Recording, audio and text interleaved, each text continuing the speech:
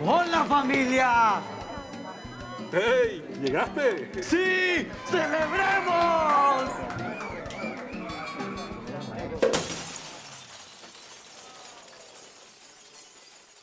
¿Necesita un adelanto salarial SOS?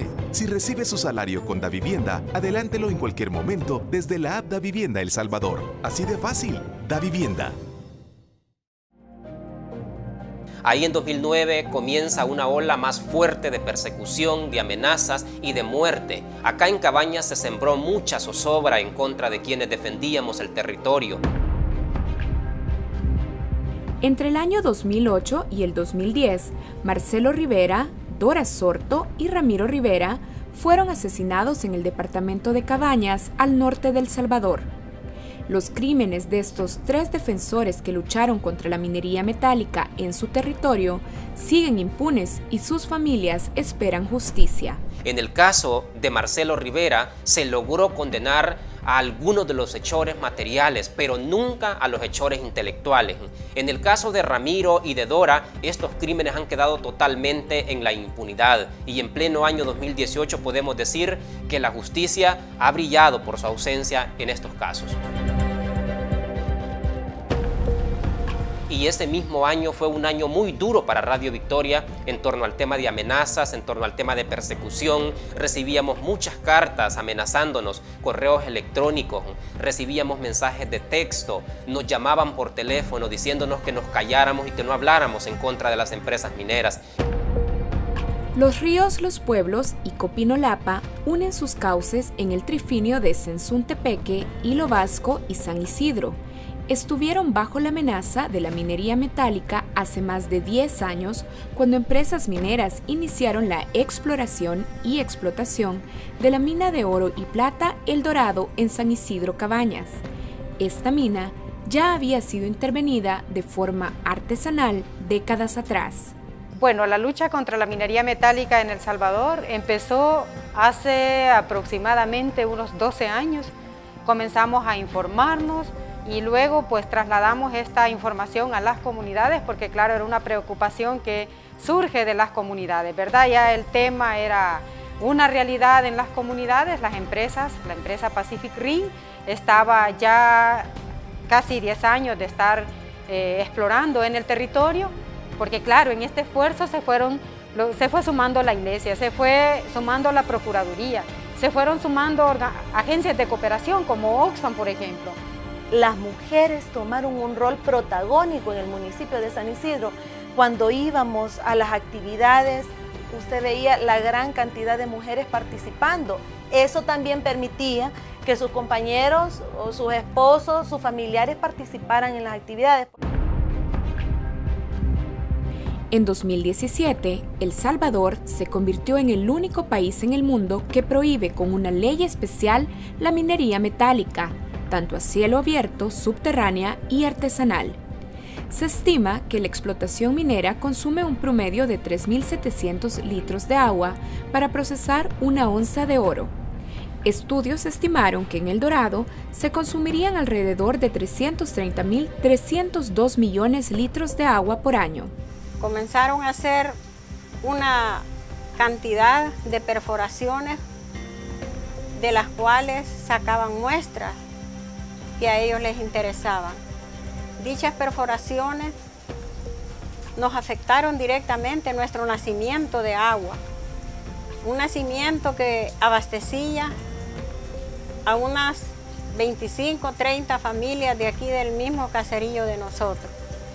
Al final de todo esto tuve que comprar el agua durante un año, compraba $40 cada 15 días de agua, me abastecía por medio de una pipa y ya ahora estamos haciendo obras de conservación de suelo, terracería en la parte alta y los contornos del nacimiento que perdió su caudal de agua, con la esperanza de que el nacimiento vuelva a sus niveles de agua natural. Durante 10 años y hasta su prohibición, el movimiento social en Cabañas y en otros territorios del país asumió la lucha en contra de la minería metálica. Una experiencia que no solo culminó con la prohibición legal, sino con una mayor conciencia de las comunidades sobre la protección y defensa de sus recursos naturales.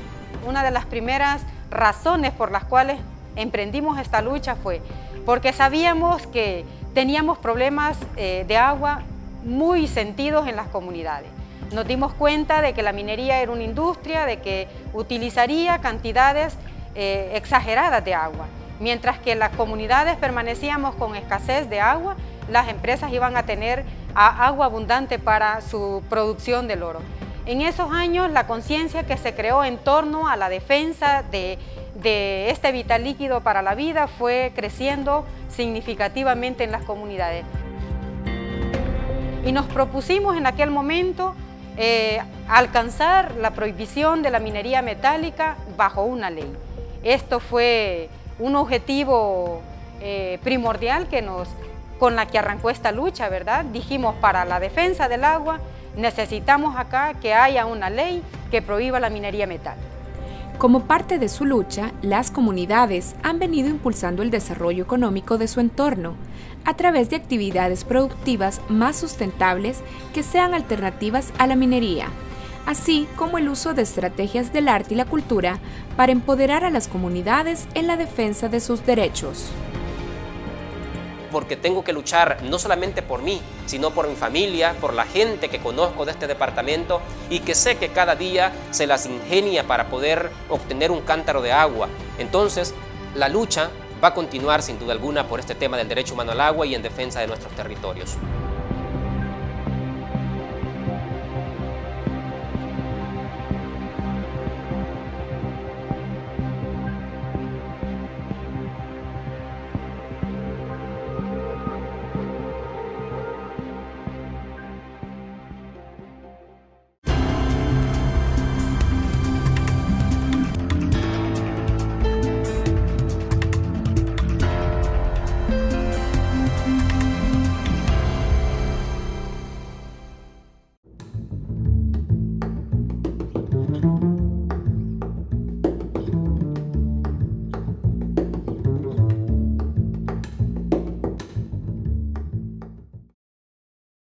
Buenas noches, bienvenidos a la entrevista en Matices. Karen, buenas noches. Saúl, buenas noches, bienvenidos a nuestra mesa.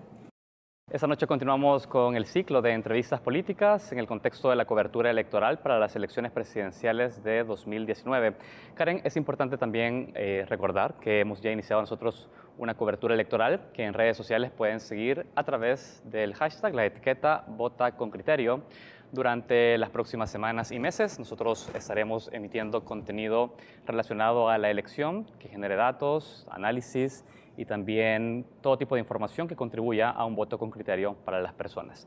Y esta entrevista también se vincula a este esfuerzo. Hay que hacer un contexto de ella antes de iniciar, porque el FMLN se prepara ya para competir en las elecciones presidenciales del 2019, en momentos en que las encuestas de opinión ubican al partido oficial en la tercera posición en intención de voto.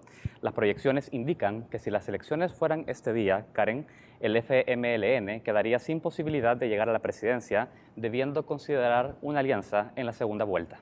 Esta baja simpatía del FMLN, como ya lo estaba diciendo Saúl, coincide además con sus 9 años de gobierno, es decir, liderando el Ejecutivo de nuestro país. Y las encuestas muestran una mala evaluación de los ciudadanos con respecto a la gestión del presidente Salvador Sánchez Serén y su gabinete.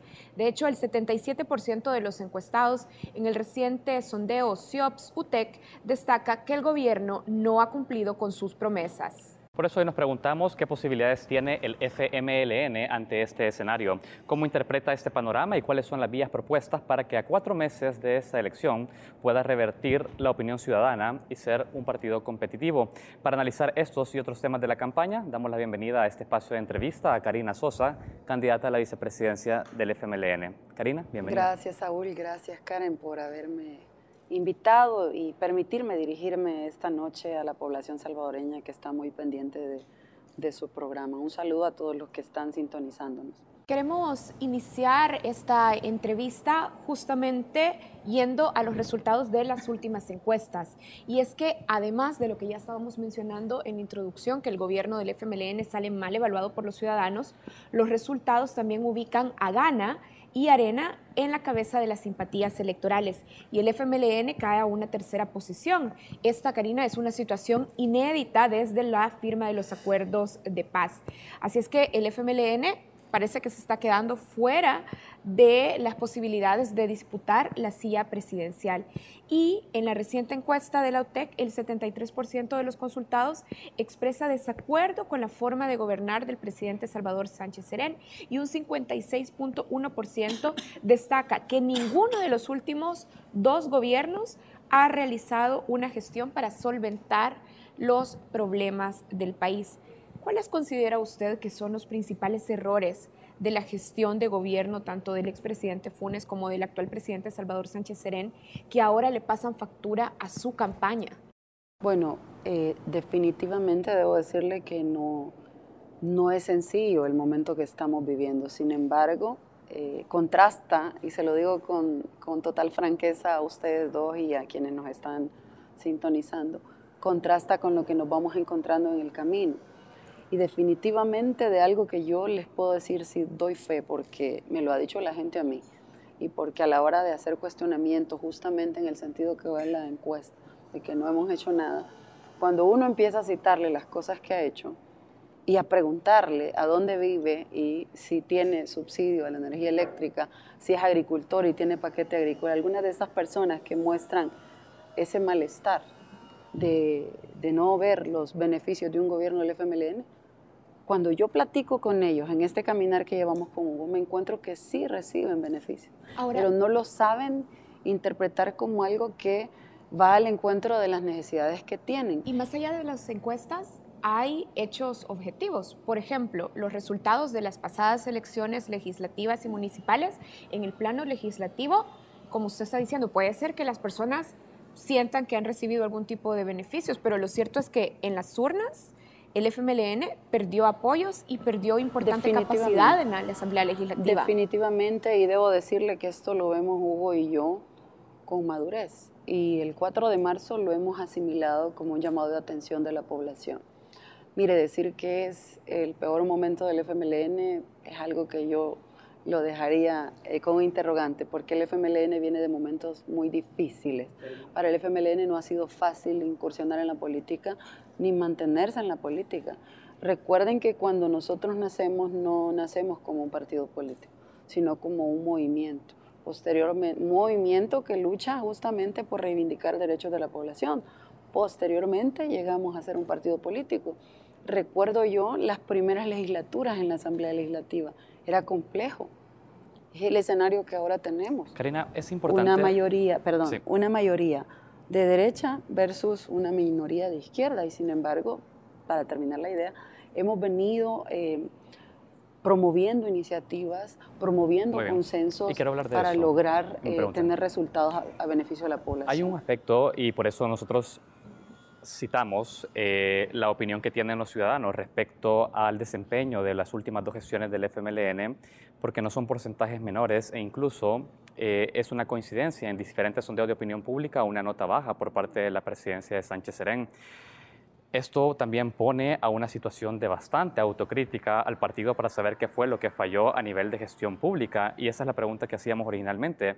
¿Cuáles identifica Karina Sosa como la candidata a la vicepresidencia de la República que fueron los desaciertos de la gestión? Porque hay desaciertos. No terminé la idea al principio, y una de las cosas que me he encontrado es el tema de la comunicación. Me he dado cuenta en este caminar, ya en el territorio, que hemos hecho cosas tan impactantes en la vida del salvadoreño que debo de ser muy franca. A veces ni nosotros como funcionarios las conocemos. Y para mí, Karina, el comunicar es un mecanismo de rendir cuentas. Ahora, ¿usted si yo cree comunico que el a la problema del población, FMLN simplemente ha sido la falta de comunicación? No, le estoy manifestando algo que he constatado en el terreno y que para mí es un factor importante, no únicamente es, sino que es un factor importante el poder trasladarle a la comunidad. ¿Y qué otros elementos en el ánimo de la autocrítica, como Saúl lo estaba diciendo, y viendo los números para su campaña, qué otros elementos apunta que fallaron en los gobiernos anteriores? Creemos que debemos de tener un gobierno, y no digo que no ha habido gobierno cercano, sino que creemos con Hugo que debemos de tener un gobierno mucho más cercano a la población. Mire, la población en los lugares y desde la campaña de alcaldes y diputados, ustedes lo deben haber escuchado. La gente demanda más al funcionario en el terreno. Y nosotros con Hugo creemos que es importante prestarle atención a esa condición, a esa exigencia, mejor dicho, de la población. ¿Del partido con el territorio? Quizás no desconexión, pero sí creemos nosotros que esta es de las cosas que debemos de fortalecer, una mayor y mejor comunicación, una mayor participación de la población en un gobierno, un tercer gobierno del FMLN. Para Hugo, para mí es sumamente importante, y les digo algo, esto que estamos diciéndole ahora a ustedes, o a través de mi persona, digo estamos porque Hugo lo vive y lo siente así como yo también.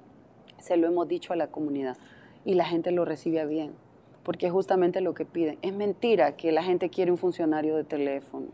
Por el teléfono o por una red social o por una foto, ¿sabe qué nos piden? Que estemos más en el terreno.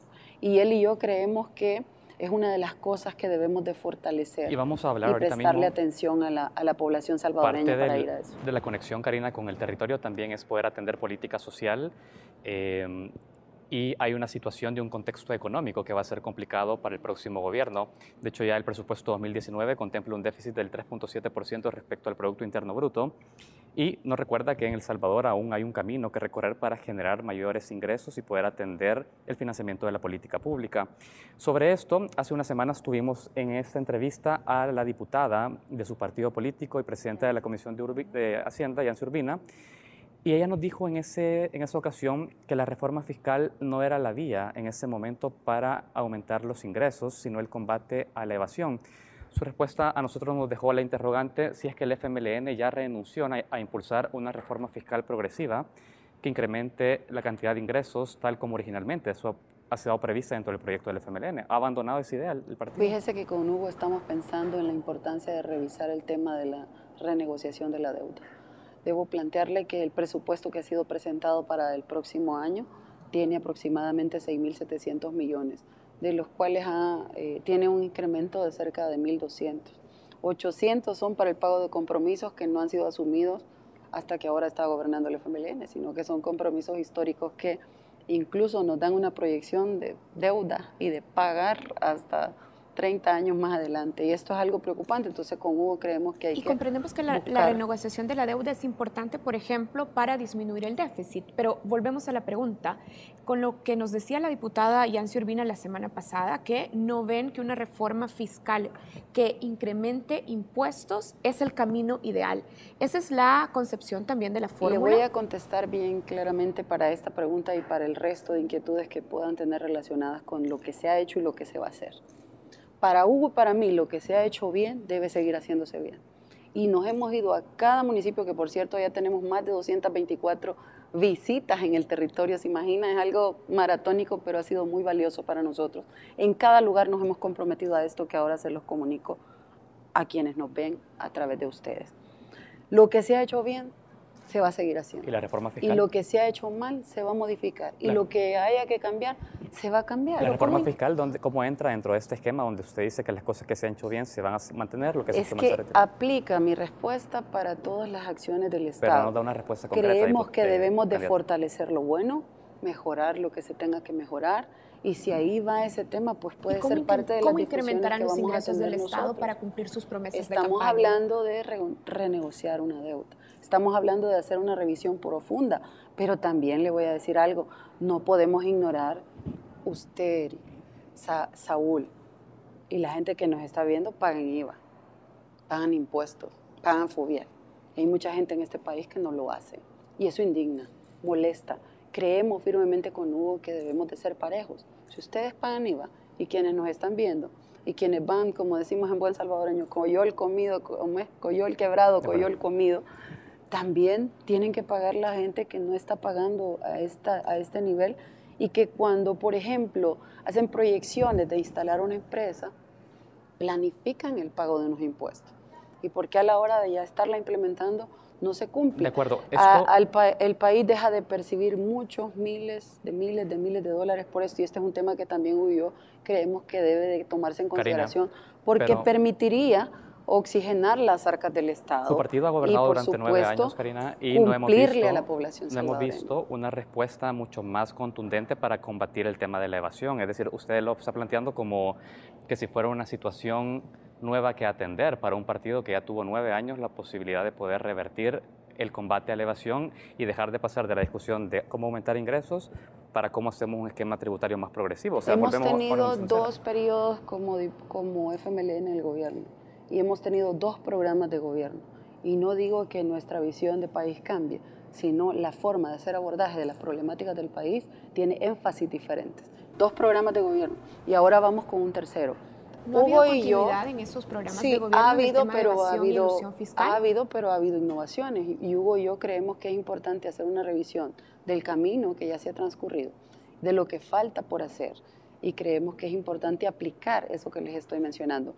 Mantener lo bueno, mejorar lo que haya que mejorar y hacer innovación en las diferentes carteras del Estado en cuanto a las políticas públicas que debemos de impulsar a beneficio de la población salvadoreña. Quiero volver a algo que usted ya estaba mencionando. Estaba diciendo que es importante tener en cuenta que hay empresas o personas que no pagan impuestos y que en esa medida es importante controlar la evasión y la elusión fiscal. Pero nos llama la atención un proyecto que el FMLN ha presentado en la Asamblea Legislativa, y es que el gobierno del FMLN ha presentado el anteproyecto de ley de zonas económicas especiales y, por ejemplo, institutos de pensamiento como el ICEFI han señalado que este proyecto, lejos de aliviar la situación fiscal, podría agravarla porque, por ejemplo, no se cuentan con evidencias que demuestren que otorgando exenciones en el pago de impuestos venga más inversión empresarial.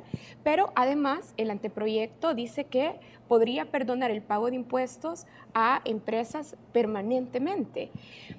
¿Qué dato respalda que la iniciativa de zonas económicas especiales que su partido está impulsando en el oriente del país va a representar de verdad o tendrá buenos resultados sobre los ingresos de nuestro país? ¿Cuáles son los datos que sustentan ese anteproyecto de su partido? En primer lugar, entiendo que para presentar todo tipo de iniciativa, la cartera de Estado que sea es responsable de hacer un análisis para ver el impacto que va a tener. Yo le voy a hablar desde mi experiencia.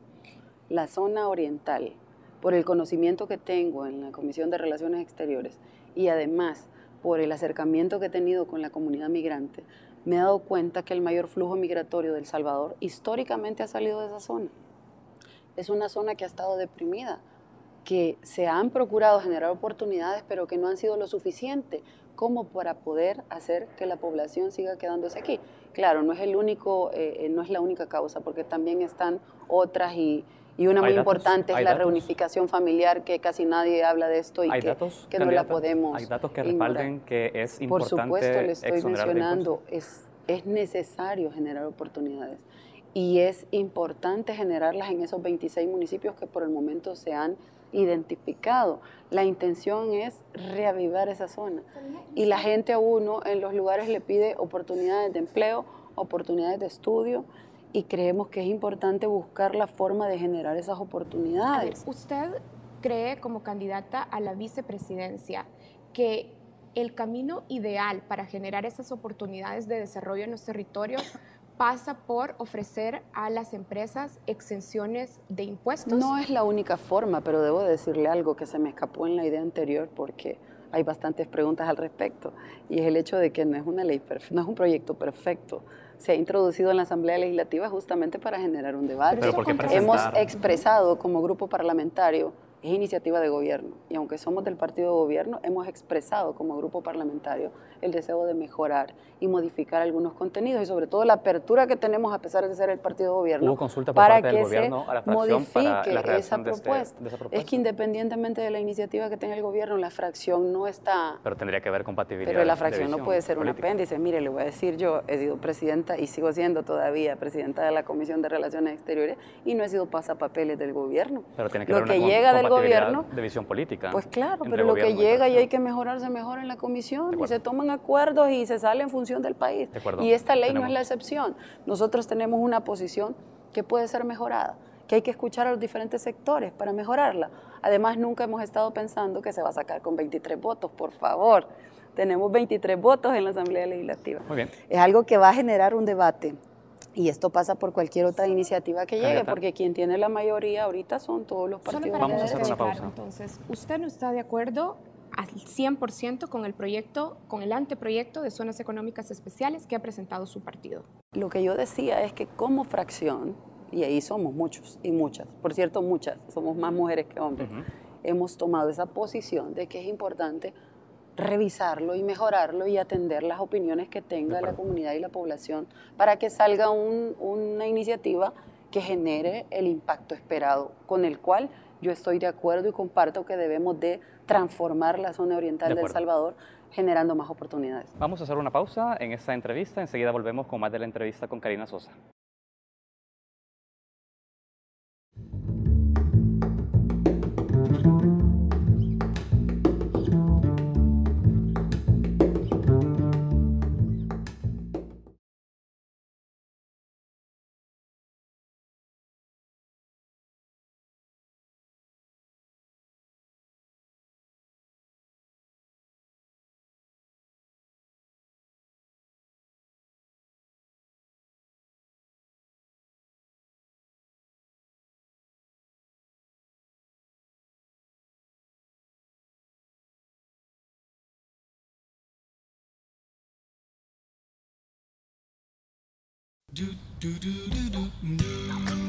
Amor, ¿cuándo vamos a comenzar a ir al gimnasio? A mí me prometiste que iríamos de camping. Papi, yo quiero ir al cine. ¡Vamos pues! Solo con tu tarjeta Club LPG ahorras y obtienes más beneficios para tu familia. Suscríbete ya a La Prensa Gráfica y disfruta de promociones y descuentos con todos nuestros aliados. Club LPG de La Prensa Gráfica. Hermanos salvadoreños, al igual que ustedes, salí de mi país con la idea de triunfar. Pero los recuerdos, mi familia y mis amigos me hicieron volver. Todos extrañamos a nuestros seres queridos y tener un lugar donde regresar. Por eso el Fondo Social para la Vivienda te acerca la oportunidad para comprar una casa en El Salvador a través del programa Vivienda Cercana. Entra a www.fsb.gov.sb e infórmate sobre el programa Vivienda Cercana. Porque El Salvador es tu casa, tu país. Fondo Social para la Vivienda, Gobierno de El Salvador. Continuamos con la entrevista en Matices a Karina Sosa, candidata a la vicepresidencia por el FMLN. Karina, antes de ir a la pausa, usted daba una postura muy clara. Como fracción, aspiramos a que la propuesta de ley de zonas económicas especiales que ha propuesto el gobierno de su partido político pueda mejorarse. Para cerrar este punto, a nosotros nos gustaría que de manera muy puntual y clara nos diga cuáles son los aspectos que usted, en su rol de candidata a la vicepresidencia, impulsaría para modificar esta ley y hacerla mucho más adaptable, tanto en beneficios económicos al país como en coherencia y programa político del partido. Con Hugo no nos hemos casado con una legislación, sino que estamos hablando de generar otro tipo de iniciativas para que vayan al encuentro de generar oportunidades. Por supuesto que esta nos parece que puede ser una a trabajar y a mejorar, pero hemos hablado, por ejemplo, de la creación de polos de desarrollo. ¿Qué significa eso? Que vamos a identificar en cada departamento las potencialidades que tenga cada departamento. Pero con esta ley puntual. Y por supuesto que también revisar las necesidades que tengan para generar oportunidades en cada uno de los departamentos. Y como usted me hablaba que era para generar oportunidades, yo le decía que no es la única iniciativa en la que nosotros pensamos que hay que apostarle. Pero hago referencia a esta ley porque usted dice que si hay una iniciativa de poder modificar y esa propuesta hecha por el GOES, entonces, ¿cuáles son los aspectos a Bueno, modificar? ella mencionaba uno de los que puede ser sometido a consideración. ¿Cuál? Lo que estaba mencionando en el set anterior. ¿Cuál? No recuerdo exactamente, si me lo puede recordar, cuando habló de la zona, la pregunta que me hacía. Sí, bueno, nuestra pregunta era de por qué se sigue, por ejemplo, promoviendo un esquema, un proyecto como el de la Ley de Zonas Económicas Especiales, que al final resulta incoherente con el discurso del FMLN. No era esa la pregunta, pero no la recuerdo en este momento. Pero usted habló con precisión de algo que por qué estaba escrito de esa forma en el documento. Yo le decía de que era una de las cosas que nosotros creíamos que debía de revisar. Pero que los impuestos. Claro, tiene que ver con la... No, ella mencionó otra cosa. Sí, que no con la las recuerdo en este exenciones momento. permanentes a ciertos operadores en los territorios. Eso es lo que ella habló. Vaya, por ejemplo, esas cosas se pueden revisar. Porque eso resulta incoherente con respecto al discurso del FMLN. Por ejemplo, eso se puede revisar. Ya ve que no era lo anterior, sino que era eso. ¿Y a usted no le parece? Se puede revisar y podrían salir otras inquietudes. O sea, no estamos cerrados. El espíritu es el que nos interesa que se mantenga, que es generación de empleo. Y debo decirle que con el espíritu de la iniciativa, la población salvadoreña, sobre todo la que se está mencionando, será beneficiada, que son cerca de 26 municipios, ha reaccionado de manera positiva.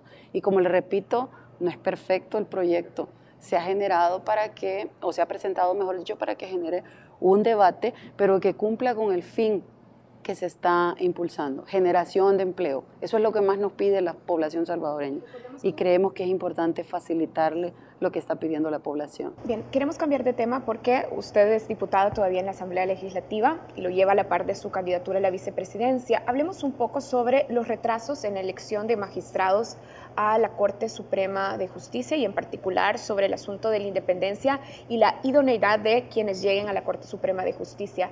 El FMLN ha expresado en diferentes ocasiones su apoyo a la candidatura de Sonia Cortés de Madrid para que se incorpore a la Corte Suprema de Justicia.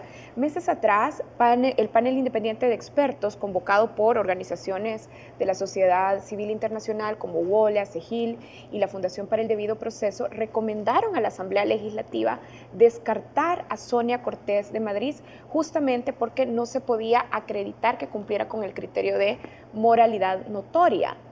¿Por qué su partido insiste en apoyar este perfil? Bueno, el partido ha hablado de una propuesta de varias personas. Ella está y lo que dentro se de ha la hablado, propuesta. pero no es una nada más, o sea, no es solo un nombre. Se ha hablado de una pluralidad de personas que están en esa propuesta que tenemos como partido y lo que se busca es lo que decía al principio, valga la redundancia, la pluralidad de la integración, que sea representativa de las diferentes expresiones que existen en el ámbito jurídico. Para nosotros eso es básico y es constitucional. Pero no hemos estado hablando de un nombre nada más, para que no quede el sabor aquí en la población de que solo hemos mencionado un nombre y esa es nuestra lista. Sin embargo, es un nombre cuestionado por un panel de expertos que señala que no tiene la moralidad notoria para cumplir el rol de juez. Nosotros hemos estado hablando de una lista. Pero hay un nombre que se repite en las listas. Y hemos estado llegando a acuerdos con los partidos que, por cierto, yo lamento mucho, que ya había un indicio muy fuerte para tomar una decisión acerca de una iniciativa que se estaba promoviendo por parte del PCN. Gana y el FMLN ya estábamos llegando a un acuerdo. Sonia Cortés de Madrid. Y definitivamente viene Arena y les dice que ya no puede ser así la cosa, sino que tiene que ser como coalición. Y vota el acuerdo, que no es que estamos nosotros defendiendo a una persona, estamos planteando que como requisito fundamental y constitucional lo que se debe de ponderar es justamente la pluralidad de pensamiento que existe en el ámbito ¿Usted se siente jurídico. cómoda como candidata a la vicepresidencia del FMLN que su partido político apoye dentro de una lista de candidatos, como usted muy bien ha dejado claro, a un perfil que ha sido cuestionado por un panel de expertos, de abogados independientes, de reconocidas instituciones internacionales en materia judicial y que le digan la persona que usted apoya no tiene moralidad notoria? ¿Usted está cómoda Yo con no eso? me voy a poner a responder una cosa tan así. ¿Por qué? Porque realmente las instituciones tienen el derecho de hacer cualquier tipo de estudios y evaluaciones. Pero ¿sabe qué es lo que a mí me da un poco de incomodidad? Es el hecho de que en cualquier momento, sea en esta elección de magistrados, sea en el ámbito político, a veces se empiece a poner a las personas en un escenario complejo. Nosotros no estamos casados, hemos hecho una propuesta sobre la base de la Constitución, pero no estamos defendiendo ni tapando como se pretende hacer sentir en este momento al decir de que ha sido señalada y que nosotros la defendemos. No estamos defendiendo a ninguna persona, lo que estamos defendiendo es la pluralidad, pero no estamos defendiendo a individuos, a personas, sino que sean parte de las diferentes ¿Va a proponer usted que se retire a ella de la y que puedan ser considerados por los diferentes partidos políticos para tomar una decisión? Ha sido una posición en base a la constitucionalidad, no en base a personas, ni mucho menos para querer tapar ni contradecir ningún tipo de evaluación que puedan hacer ninguna institución. Yo le digo que es bien lamentable, porque no solo en el caso de elección de magistrados, sino también en el caso de las elecciones de diputados, es bien incómodo para las personas y para la familia llegar a un nivel de exhibición tal en donde se ponga en duda la credibilidad o el trabajo que puedan estar haciendo. Yo entiendo que las instituciones deben transparentar y que a la población le interesa muchísimo que se escojan a las personas idóneas y capaces para el cargo, pero a veces siento que hay ciertos énfasis que ya entran en afectando a las personas, y en esa parte es donde yo le decía, sentía la pregunta muy fuerte para la señora procuradora actual, lo cual no quiere decir que ni mi partido ni yo vamos a estar tapando ningún tipo de actitud o de señalamiento que pueda haber, si es comprobable. Como candidata, repito, lo que nosotros estamos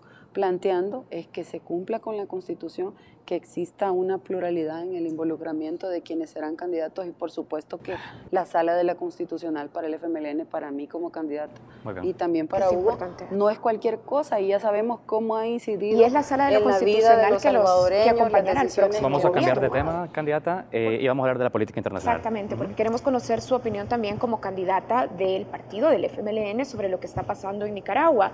Y es que tenemos que mencionar, por ejemplo, que hay informes como el informe de la Asociación Nicaragüense Pro Derechos Humanos, que destaca que en Nicaragua se registran ya, a raíz de la crisis sociopolítica, 512 muertos, más de 4.000 heridos, 103 lesionados y 1.303 desaparecidos. El expresidente Pepe Mujica, por ejemplo, un referente de la izquierda a nivel latinoamericano, ha criticado la continuidad de Ortega en el poder en Nicaragua, y también la CIDH y otros actores de la comunidad internacional se han pronunciado por lo que está pasando en Nicaragua y por cómo el gobierno de Daniel Ortega ha manejado la situación. ¿No le parece contradictorio con los principios de su partido, es decir, el respeto a los derechos humanos, la democracia, que el FMLN sigue endosando apoyo al régimen de Daniel Ortega? En primer lugar, debo decirle que yo lamento que un país que había avanzado tanto y que ha demostrado tanto desarrollo, incluso avances en materia de seguridad envidiables para el resto de la región, esté viviendo este tipo de situaciones. A mi criterio, ni Nicaragua ni ningún país en el mundo debía de afrontar situaciones tan difíciles que afectan a sus ciudadanos. Yo creo firmemente en la importancia que tiene el diálogo y el acercamiento de las partes, y he escuchado pronunciamientos de todo tipo, Saúl. He encontrado pronunciamientos de todo tipo y he leído algunos incluso donde solo señalan una parte, y yo creo que la comunidad internacional y sobre todo los países vecinos tenemos una alta responsabilidad en lo que podamos hacer que venga a contribuir justamente a que llegue la paz, el diálogo, el consenso y la negociación entre las partes en un país como Nicaragua, como cualquier otro país del mundo. Creemos que es importante que ellos tomen en consideración esa vía y que a través de esa vía tomen sus mejores decisiones para Sin embargo, candidata, ¿no le parece que para la dimensión, afectaciones para la población de ese país? La dimensión del problema que representa esta crisis, 512 muertos, 103 lesionados, más de 4.000 heridos, 1.303 desaparecidos, datos que también son respaldados por la Comisión Interamericana de Derechos Humanos, referente para el FMLN sobre otros temas, no es suficiente para poder decir de manera categórica: hay que condenar la acción gubernamental del gobierno de Ortega, valga la redundancia, respecto a la manera en la que está gestionando esta crisis. ¿No le parece que llegó el momento ya de...? ¿Qué pasó aquí en El Salvador? ¿Cuántos muertos fueron aquí en El Salvador en la guerra? ¿Cuántos muertos fueron? ¿Y cuál fue la vía y la salida de El Salvador? Yo creo en el diálogo.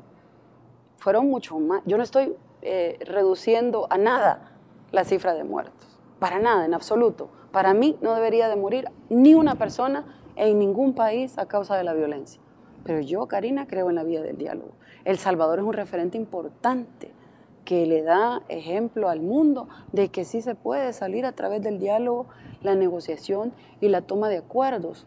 Mire, yo como vecina de Nicaragua o como ciudadana de El Salvador y en cualquier país que pueda estar aconteciendo una situación de esta, yo sería y me considero una persona que actuaría en pro de procurar que se dé esa vía de negociación y de Ahora, entendimiento para si cerrar estuviese este a mi alcance. Para cerrar este pero tema, en le hago una pregunta precisa. Usted como candidata del principal partido de izquierdas de El Salvador endosa y respalda, da apoyo, es decir, al gobierno de Daniel Ortega, al gobierno del Frente Sandinista. Usted me habló de una situación puntual, los dos, la situación que están padeciendo en este momento. Y yo me refiero justamente a esa pregunta. Claro, pero ahora yo porque le pregunto, eso que usted me dice es otra cosa diferente a la situación. Claro, porque pero se yo puede relacionar que mi respuesta va a estar relacionada con una cosa. No, me está hablando de la situación que está pasando en Nicaragua. Creo que es importante que en el ámbito internacional todos sumemos esfuerzos para que se pueda dar el diálogo y el entendimiento y que ellos resuelvan esa situación. De mi parte lo que pueden encontrar, de mi parte lo que pueden encontrar ustedes, la población, los nicaragüenses, y en los espacios que, por cierto, yo conduzco una comisión centroamericana y también ahí ha sido parte del debate de este y otros temas relacionados con lo internacional. Los acuerdos que hemos promovido ha sido justamente que los países puedan llegar a un acuerdo y a un consenso y que puedan tomar sus mejores decisiones, porque yo estoy convencida y he leído pronunciamientos sesgados para una sola parte. Para mí, el emitir pronunciamientos sesgados para una u otra parte es agarrar un manojo de leña e írsela a tirar al fuego. Y creemos que eso, yo creo firmemente que eso no puede ser parte de la función que debe de jugar la comunidad internacional. Muy bien, vamos sino cerrando. por el contrario, debemos de buscar, promover alternativas o darles ideas o iniciativas o ponernos de ejemplo mismo nosotros como El Salvador de lo importante que es la vía del diálogo y la negociación. Nos interesa ya ir concluyendo esta entrevista con un aspecto importante. Decíamos al inicio, en la introducción, que tal como están los números establecidos ahora mismo, el FMLN se vería obligado en una segunda vuelta a negociar si quiere tener alguna presencia en el Ejecutivo, según los datos que reflejan diferentes sondeos de opinión pública. ¿Usted estaría de acuerdo que el FMLN establezca una alianza con Nayib Bukele para poder retener la presidencia y no permitir que Arena vuelva en 2019 al gobierno? Fíjese que es una pregunta compleja en el sentido de que yo como candidata no me proyecto a una segunda vuelta, estoy corriendo para la primera vuelta. ¿Pero entonces, en ese escenario? Es como hasta cierto punto raro en mi cabeza el pensar que voy a prepararme para ir a una segunda vuelta. Hugo y yo estamos preparándonos en esas más de 224 visitas que ya hemos hecho en los territorios. Pero es un escenario posible. Pero los para números llegar dicen otras cosas. Sí, pero el FMLN ha estado ya en situaciones difíciles y ustedes lo saben. Pero en ese escenario posible, ¿estaría de acuerdo con una alianza? El presidente Salvador Sánchez Serén, todos se lo daban a Arena. Pero las encuestas decían que era Arena el que iba a ganar. ¿Y qué pasó? Tenemos al presidente Salvador Sánchez Serén. Yo no estoy diciendo que es sencillo el camino. Es un camino complejo. Pero en ese escenario, sinceramente debo decirles que nosotros nos estamos preparando para ganar en una primera vuelta. Y como buena política, hay que esperar llegar a ver qué es lo que sucede. De acuerdo, y pero en como este política caso es la militancia quien tiene que definir. Como un proyecto político bastante formado, con mucho capital, digamos, acumulado de años para poder hacer política en el país, candidata, el FMLN seguramente ya se plantó distintos escenarios y va a tener que tomar diferentes decisiones. Para el escenario de segunda vuelta, la pregunta es, ¿estaría usted de acuerdo en una alianza con Nayib Bukele para...? Sería bastante abusiva de contestarle un escenario que no ha llegado, además pasándome encima la militancia del partido. Solo dígame algo, ¿no han considerado ese escenario? Estas son decisiones que las es decir, toma la si militancia. El FMLN va a la segunda vuelta, ¿van a improvisar las decisiones en caso de que haya segunda vuelta? Usted quiere hacer que yo improvise la respuesta antes de llegar al momento, pero hay tres cosas que las define la militancia: las candidaturas a la presidencia, a la vicepresidencia, el programa de gobierno, las alianzas y, por supuesto, este tipo de decisiones. Sería bastante abusivo para mí contestar por encima de toda la militancia, porque es algo que se someterá a consideración si llegase a pasar en el momento que llegue a pasar. Fuentes de la Comisión Política que hemos consultado aquí en Focos nos han confirmado que actualmente en el FMLN existen diferencias entre un grupo que rechaza justamente una posible alianza con Bukele y otro que estaría dispuesto a negociar con él. ¿Es el factor Bukele un motivo de división dentro del FMLN? Fíjese que como yo paso tan ocupada en la campaña que no me doy cuenta si hay grupo o no hay grupo. Estoy súper concentrada atendiendo a las comunidades. Pero no sabe lo que está dedicándome al pasando territorio. alrededor de este tema en su Por partido? cierto, Karen, no únicamente hasta ahora que soy candidata a la vicepresidencia he tenido esta cercanía, pero he estado muy concentrada en este tema y por el contrario, lo que he percibido es un partido mucho más cohesionado que el resto de los que están afuera. Usted puede ver, y eso no se lo tengo que contar yo a usted ni a la población. ¿En el FMLN no hay división interna? Los partidos que están sobre ahorita... la figura de Bukele? Escúchame lo que le digo, el resto de partidos está dividido, nosotros estamos concentrados en trabajar en el terreno y usted ha visto acompañándonos a diferentes compañeras y compañeros que han estado con Hugo y conmigo en el territorio. Siendo que Nayib Bukele lidera las encuestas, ¿fue un error del FMLN haberlo expulsado del partido? Pues yo considero que las decisiones que toma el partido, que tomó en su momento, las tomó con la consideración debida. Pero en este momento estamos consolidados, para recalcar por la duda que mencionaba, estamos consolidados como partido, estamos enfocados en una campaña electoral y todos nos hemos concentrado en esto. Ustedes pueden constatar en las imágenes quiénes son los que nos están acompañando y podrán darse cuenta que hay funcionarios, diputados y todos los que están involucrados en política, que han destacado a través del FMLN, pues están apoyando la fórmula de Hugo y mía, y eso para nosotros es sumamente importante. En lo que otros están en ese escenario que usted plantea, algo complejo, complicados, discutiendo y debatiendo algunas decisiones que a lo mejor no fueron las más felices que tomaron para ellos, nosotros estamos más unificados y trabajando por conquistar más corazones y más salvadoreños que puedan respaldar la candidatura de Hugo y mío. Y quiero decirle a la población y a ustedes dos, que no puedo irme sin decir esto, estamos casi por finiquitar el proceso del programa de gobierno, un programa de gobierno que ha sido construido con la población en diferentes escenarios, con diferentes sectores. Para nosotros es importante haberlos escuchado y yo quiero hacer un agradecimiento a través de ustedes a la confianza por haber sido parte de la construcción de este programa, que muy pronto se los vamos a hacer saber con cada una de las medidas. Y lo esperamos abordar también con los candidatos, con el candidato a la presidencia Hugo Martínez, quien por cierto ya ha confirmado una entrevista con Focus en el mes de noviembre. Pero ya lo han tenido aquí también. Lo hemos tenido acá, pero no en calidad ya de candidato en este. Bueno, en medio de la campaña, como candidato sí. Oficialmente, porque ya la campaña había iniciado. Muchísimas gracias, Karina, por habernos acompañado. No, gracias a ustedes y espero que me den la oportunidad de volver a estar con ustedes y poder compartir nuevamente con su público, porque es un programa que lo ve mucho la población salvadoreña. Gracias. Muchas gracias. Nosotros hacemos una pausa. Recuerden que este contenido y otros contenidos de nuestra cobertura de campaña los pueden encontrar en nuestra página web. Ya volvemos con más contenido en Focus.